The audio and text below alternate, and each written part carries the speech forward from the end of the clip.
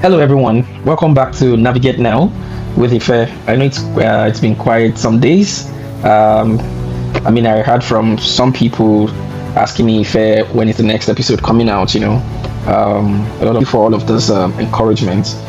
Thank you so much. It means a lot to myself and the team entire. It's been a wonderful week. I don't know how it is on your hand, but it's been a very busy one. I want to trust that. I want to believe that we've been working. I want to believe that the balls are already set in motion, towards achieving what it is that we want in 2025. I'll tell you a little story. So I was in Saskatchewan last year, and by reason of work, I needed to come to Winnipeg for work, basically. So one of the things that happened to me last year is the fact that I'm this person that I get very tired easily. When I engage in something physical or I've been stressed or maybe at work or something, by the time I get home, I become almost useless, basically. And to cook becomes a problem. So I caught myself in the web of always ordering food last year. If I know it, Uber Eats, I've ordered food. Each of these meal, an average of $20, 21, 22, something to 30. Every time I keep ordering last year, anytime I try to order, my chest will beat. I'm not earning like $100,000 per annum yet. So I don't know, maybe people that earn so much, that earn that much, maybe they may be able to afford. Not like it's not even a matter of being able to afford, but is it financially intelligent? Is that an intelligent decision financially, and all of that? So, and if I have this money, if I order every day, let's even assume that I order one meal per day, let's even say it's $20, do the multiplication for 5-6 months, do it for a year, you know how much that is, right? That money, when you put it to something, maybe into an investment or something, that will amount to a lot of things, right? So I made a goal that come 2025 I was going to stop ordering food. I'm going to take up cooking, doing whatever it is. That money I'm going to put it into something else. I like to make myself an example so that we can learn, really. So this year I've been cooking, trust me. As I am right now, I'm actually tired, and that's because I cooked yesterday. I've not been able to sleep. It's the morning here. I cooked, but it's geared towards actualization of my goal. So now, what do I want to bring out of this little story is the fact that it's okay to even set smart goals, but then the fact that you have set a goal or that you have had goals set smartly, does that directly mean that those goals are going to come to pass? The answer is no. The answer is no. And that's what's going to bring us to the discourse of today. After you have set goal, what next? Or you can say after you have set a smart goal, what next? In simple terms, the answer is act. When you were setting your smart goals, you already, if you go through that episode where I was teaching about, or we're teaching ourselves about smart goals, you will see that a smart goal will include the intention, it will include the mission statement. It will include the vision statement and the mission statement, that is a roadmap of how to go about achieving that goal. However, you can have all of those things done, and yet if you don't act, that goal will not be achieved. It will not, because those goals will not do themselves. It is you that will do those things by yourself. So me saying I don't want to, not like I'm not going to order this year. I've actually ordered this year. Those were times I really had to order, maybe once or twice, really. But then, if you want to achieve, it means you need to act. And that's what encouraged me to bring about what we'll be talking about today: acting towards achieving your set goals. Journey with me on this one. I said, so setting smart goals is one big task and can be very demanding. However, not achieving the goal set would put everything to waste and can be more painful. What can be more painful is that you actually have a goal that you set, but you were not able to achieve it. At the end of the year, when you're now brainstorming or you're looking back, you're reflecting, and you now discover that you didn't achieve this goal. That is more painful. That is more painful, because some people that don't actually set goals will be like, you that you set goal, you did set the goal, and they that didn't set the goal, there's no difference. You both didn't achieve it. All right. So that is actually more painful. So that you will not find yourself in that kind of situation is why you need to act. And now, so when I mean act, what are you supposed to do? What is next after setting smart goal?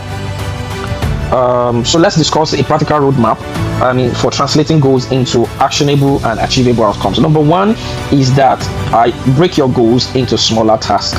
There are some goals that actually they can be intimidating. Even if the goal is not intimidating, it's best to break your goals into smaller tasks. Every goal is a big picture. You see, when we're setting goals, sometimes we don't know the depth of what we're actually going into. I remember in those days back in the university, when I said, okay, in my OND, I think I had very close to distinction. And when I got into like bachelor's, I said, okay, let's push it into first class. By the time I got there and started having the lectures and all that, it occurred to me that, oh, more, this is not beans. This is going to take more. Anyway, I didn't make first class. I could not achieve that goal. Why? That's because the goal was intimidating. I discovered that making first class means that, literally, it means I have to read like every day, right? It means that I have to study. It means like I have to be do my study for about probably minimum of 5 hours every day, or 6 or 7, and other things included that I needed to do. I could not keep up. That goal intimidated me. So it is possible for a goal to actually intimidate you. And the only and the faster solution to that is that you break your goal into what I call milestones, or you can also call them phases. For people that are into projects, I'm sure these words are familiar to you. You must have heard, okay, now we are in phase 1, now we are in phase 2, now we are in phase 3. So it helps you to breaking down those goals. It makes that goal not intimidating to you. Once a goal becomes intimidating to you, it scares you, and you may not even want to do anything. So let me read what I have here. I said some goals can be very large and intimidating. You won't know they are in the actual sense. You won't know what they are in the actual sense when setting it. But when it is time to start implementing, that's when you feel that intimidating vibe. So you coming out, for instance, with good grades in a course starts with studying for each class and immediately. So for instance, for students now, some of us, very terrible attitude. We pile up studies. For every class that we've done, we wait till exam period before we start reading. That's a terrible attitude. Some people got away with it, they did it, and they still made good grades and all of that. But that you escaped, that it worked that way, doesn't mean it should be the way. That's a wrong practice. I think as a student, no study should go without you attending to it on the immediate. The next class must not hit you without you having studied to understanding the previous class. All right? So you can see that at least that studying every day, or in whichever metrics that you're doing, is breaking that goal into milestones or into phases. All right? So I said don't let another class come before you undo the previous class. So a phase 1 can be studying every day. Phase 2 can be going for tutorials, or having study groups, and the rest like that. All right? So another example here, a journey of losing 30 kg in 3 months is easy. Okay? It means that every month you should have lost about 10 kg. All right? So phase 1 will be losing 10 kg, and that will happen in the first month. Phase 2 will be losing another 10 kg, and that will happen in the second month.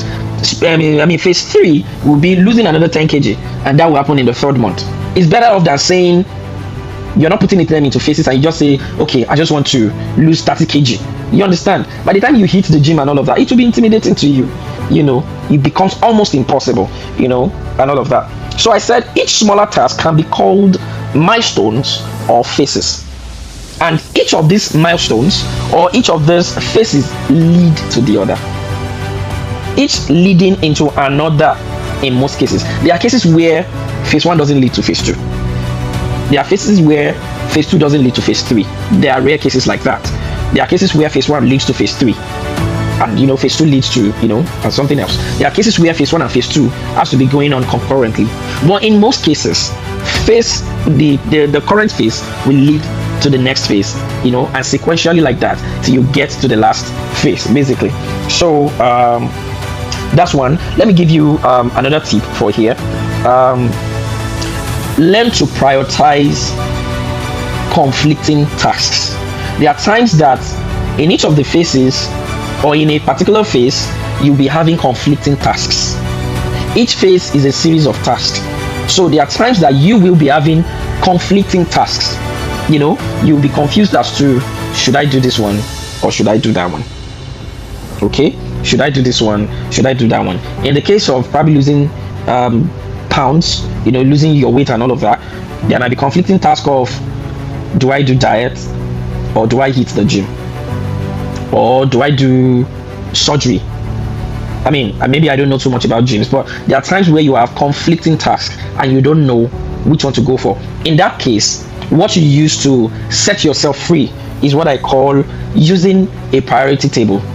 And in that priority table, I'll still do a teaching, and it's a very detailed teaching on time management and priority management. So there's a quadrant that is being used. It's called a table of importance and urgency. I join you to look out for that episode.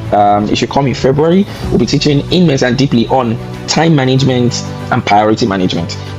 Another tip I want to give you here is that you should always have a backup plan. I mean, don't let me even say a backup plan. You should always have backup plans, or what you also call contingency plans. You know why? In cases where, in some cases where you have set your goals, you made them smart enough and all of that, there are things that may happen that may be beyond your control. It could be government policies. It could be lack of resources. It could also be lack of information. It could be anything. You may eventually discover that the goals that you have set, the mission statements that you already planned using to achieve that goal, is not giving you the required result, and you see that there's a fault with that. Sometimes it could be unforeseen circumstances circumstances that are actually beyond your control. You can't do anything about it. What happens in such cases? Do you just forget about the goal? Do you just let it go or something? No, you fall back to another plan. Personally, I usually love to have plan B, plan C, and plan D. I happen to work in one industry, and I happen to schedule people for jobs, in a particular industry. And it's an industry where we don't usually, it's not like the guys that I'm scheduling, they are not, I won't call them full-time staffs. It's more of part-time. We beckon on people when we need their services, really, and all of that. So there are usually instances where you have scheduled people and they've given their interest, but for some reasons they pull off suddenly at the 11th hour, and all of that. So one of the things that saves me in such situations is that I have backup plans. So when I have scheduled, maybe it's a 2-man job or a 3-man job, when I schedule those 2 or 3, I usually have backup plans, because I know anything can happen. And I've had cases where at the 11th hour, we're supposed to go for a particular task by 7:30 in the morning, and for some reasons, one of the guys that needed to to do the task and all of that, was actually being called upon by his professor in school. I can't ask the person to not go and see the professor and all of that, basically. And I was not even in town, but thank God that I had plan B and I had plan C. Sometimes you need to even have like plan D. So why is there importance? Why is this important? It's because that you cannot just afford to fail. You cannot afford to fail. When a particular plan fails, you go to the next one. If that one fails, you go. All of them cannot fail, basically. But it's to say that should in case one actually fails, you jump on another one. Never to be caught on fresh. Let's go. Let's be fast. So I said, have backup plans or contingency plans. Stuffs happen and some are beyond our control. Having another plan to fall back on without distorting your plan is great gain. So now your plan B, your plan C, your contingency plans, must not be one that will distort you. Neither should it distort the outcome of the goal that you're looking out for. Okay? It must not distort you. It must not distort your results as well. Please put that at the back of your mind. Another tip that I want to give today is that now that you have set your goals, you need to take action. All right. So earlier today we said, okay, you should break your goals into milestones, into smaller tasks, milestone and phases. We also said, okay, prioritize conflicting tasks using urgency and importance. Then I also said, have backup plans. Things fail, but have backup plans. One of the things that I want to give you is stick to your plan. Stick to your plan. It means that if your plan says get up by 3 a.m. to read, please get up. Be serious with yourself. Be serious with your life. There's a saying that I usually say, I don't know who has that phrase. I don't know who has that saying. It says that the proof that you want something is seen in your pursuit. If you really want something, we will see it in your pursuit. All right? You want to make first class, we will see it in your pursuit. You want to lose a particular amount of kg, we will see it in your pursuit. You want to save up a particular amount of money by the end of the year, we will see it in your pursuit. Whatever it is that you want to achieve, we will see it in your pursuit.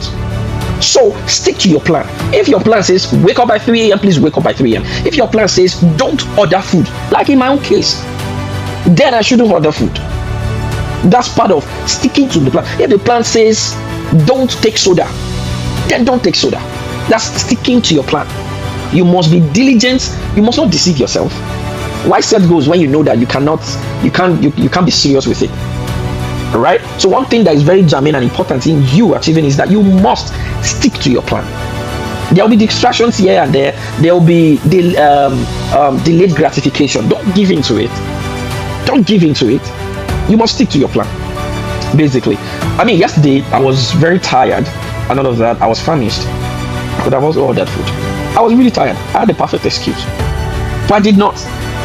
Right now I'm having a headache because it took me a while to cook. Then after that, I needed to clean up the mess in the kitchen and all of that. But I did stick. At least I have food to eat for 1 week now. All right. Whenever it's next time for me to cook, I'm still going to do that again. That's part of sticking to the plan. All right. So you must be serious with your life this 2025. Stick to your plan. Okay. Another tip that will help you achieving your goals, and it's part of the action plan, is that you should build habits and routines. Part of sticking to your plan will be very easy when those action plans that you have, you make them your habits. When something becomes your habit, you don't find it hard to do any longer. It's just part of you. It's just natural. Natural instincts will just make you wake up. I think there's a scientific saying that says whatever it is that you do consistently for 21 days becomes habit. Is it an habit or a habit? Choose one. But I've not tested it before, but it's just to say that if you make your action plans your routine, or you make them your habits, it makes it easier for you to stick to your plan. It makes it easier for you to stick to your plan. Say for instance, we're still in the business of losing weight. Make going to the gym your habit. Okay? It's as simple as, okay, I want to lose belly fat, right? It's as simple as when you wake up in the morning, make it an habit to just do 5 push-ups. To do 5 sit-ups, or maybe 10, every morning. Resist every urge that will tell you don't do it, you're tired this morning and all of that. Face it once and for all. You understand? When you do it consistently, it starts becoming an habit. When something becomes your habit, you no longer struggle with it any longer. So make it an habit. Make it a constant routine. Let me read what I have here. Achieving goals are easier when they are built and integrated to consistent habits and routines. You will have times that distraction, laziness, procrastination will want to come in and take the day. But when your plans have been integrated to become your consistent habits, you will escape all these setbacks. All right? Good. That's another one. Now, another point I'm going to give you, and I'm going to use this one to explain the previous point, is that introduce small and consistent actions, routines and habits aligned with your goals. Okay, so let me look for a perfect example. Say you want to become someone that is given to prayer in your religion, say in the Christian faith. You want to be given to prayer, and you want to make sure that you are praying every day. You want to get to, maybe your goal is to be praying every day, say for 3 hours. Oh, okay. You can also use that of reading for students. You want to develop yourself, you want to become someone that is okay, and someone that will be reading for 3 hours every day. All right. So if you want to start it by, I want to start reading for 3 hours, right? And I just start by, today I want to read for 3 hours. Tomorrow I want to read for another 3 hours. I will burn out. You know why? It's not something I'm used to. All right. So this method that I'm teaching says that introduce small and consistent actions. How do I mean? I will start by doing 30 minutes every day. All right. I do 30 minutes every day. I'll try that for a week. 30 minutes. For starters, 30 minutes shouldn't be a problem, right? Do 30 minutes prayer, do 30 minutes study, do 30 minutes workout, whatever it is that you want to achieve. Try small amount, For instance, I'm having some savings this year, so I'm saving in Naira, I'm also saving in dollar, right? So I started saving, I don't want to tell you the amount. Okay, let me use the dollar one. So I started saving $10 per day. Do you understand? It looks very small, right? So $10 to me per day is more or less like it's nothing. I mean, I spend like $10. I spend $10 every day, right? On a normal regular day, once I drive around, maybe I buy coffee or I buy burger or something, right? So if I assume that I'm losing $10 every day, it won't hit me that much, right? That's very small, but I can make it consistent. So every day I'm saving $10. So you as a student, every day start with you're doing 30 minutes reading every day. It won't kill you. You won't feel it. Do you understand? At some point, if you become very convenient with it, what then do? You push it. After you feel that you're convenient with it, then you push it to 45 minutes from 30 minutes study, from 30 minutes prayer.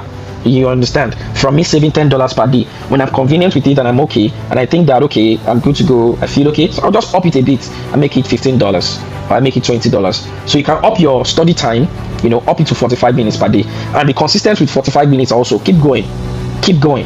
I'm not saying you should stay there forever. I'm not saying you should dwell there forever. You understand? You need to push yourself also. When you're consistent with 45 minutes and you're okay with it, push it again to 1 hour, 60 minutes. So that's how you build it. You build habits. And consistency. You build it. That's a very good, powerful tip. So those people that you see that do whatever training for long hours or whatever it is that they do, I see them excellent. They don't just jump on it like that. They started building it small, little by little, until they became masters in it.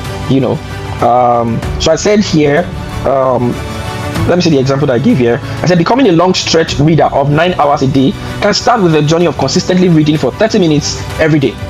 Then slowly and consistently increase the metrics. So I said try reading consistently for 30 minutes every day for a month. Then push it after a month into 45 minutes reading every day. It becomes easier. You can try it. Next tip I'm going to give, my time is up. Next tip I'm going to give is track your progress. You need to track your progress. You need to review your progress with metrics that you have set, maybe a daily or weekly or bi-weekly. How do you track your progress? You compare the results that you have right now with the results that you're supposed to have right now. Remember when we were teaching about SMART goals, we said your goals must be measurable and that your goal is time bound. You understand? So track it. This is what I've planned. This is what I have. Check it. Do they align? If they align, you're doing good. If this, that is what your current goal, what your current result is lower than this, then you know that you need to sit up. But if this, which is your current goal, is higher than this, then you're doing well. All right. So you need to track your progress. There are so many digital apps that you can actually use in getting this done. So I said compare your results with initial milestone set. It will give you the answer to what the next line of actions are. I said the use of tools such as habit trackers, digital apps, and journals will help you with tracking. So you can do, one of the things that you can use is just journal. You can do journals. Personally, what I do, I use an iPhone, and what I basically do is I do Siri. I don't want to, I set alarms. I mean, life is simple. It's just for me to say, hey Siri, do this, set an alarm for me for this, set a reminder for me for this, I have reminders that comes up every day because I want to be doing those things every day, and I want them to become habits for me. I mean, life is simple. You have all the gadgets there. Go on, even if you are using Android, I mean, there are so many apps that can help you do journaling and all of that. I mean, it's really helpful. Okay, one other tip that is very important, one tip I want to share also is that you give room for accountability. If you're setting your goal and you're not accountable to anybody, it's easy for you to say I'm not doing it again. It's easy for you to fall short. So you need to be accountable. And who are the accountability partners? Number one, your mentor. I'm going to see we're going to drop the teaching on how to choose a mentor and mentorship. One of the things that is very important is that you must be accountable to people. Most importantly, your mentor. Your mentor, it could be friends that share the same ideas and values. Also, it could be a group, it could be a community that also have similar interests. So you must be accountable. You must have accountability partners, people that can ask you, okay, where are you right now? Oh, you're doing well. Oh, you need to sit up tight. And people that can give you a knock on the head. People that can be very hard on you, that can push you, to strive for more. So I said share your goals and action plans with trusted friends or friend, mentor, or your coach. You can also find and join a community with similar objectives. There are study groups, financial groups, job groups. I mean, the world is easier these days. There are so many tools, but you must be accountable to your mentor, find yourself groups that have similar objectives, and all of that. That will be very good for you. Since you have accountability partners and all of that, then it's essential that you schedule or regular check-ins. There must be timely measures that you put in place that, okay, let's check in at this time. In a month we need to do a check-in. In 2 months we need to do a check-in. In 3 months we need to do a check-in on how far that I have gone, with this plan. All right, about 2 or 3 more to go. You need to adapt and adjust. This is very key, and I will explain. Things go wrong. Things go wrong sometimes. Conditions change sometimes. Policies happen. Country happen. A lot of things can happen, and some can be things that you don't have power over.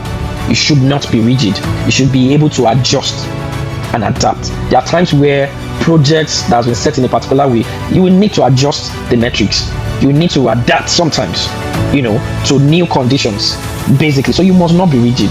You must be willing to adapt and to adjust. Let me read what I have here. There may be need for revision of plans and goals. For so many reasons, there can be, lots of things that can happen. It could be a shift in resources.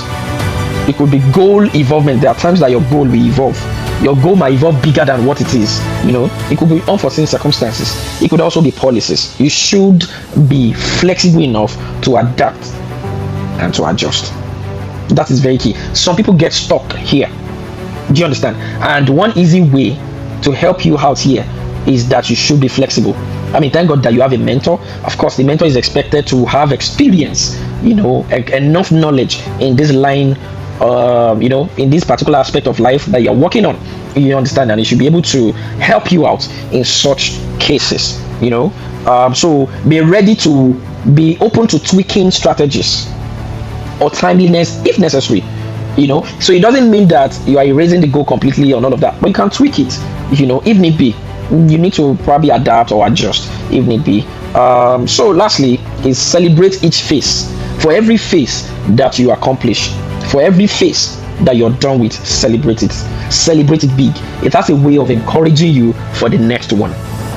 Okay, give yourself some rewards for every feat that you overcome, that you achieve. You need to celebrate it. All right, let's turn out here. Let's stop here.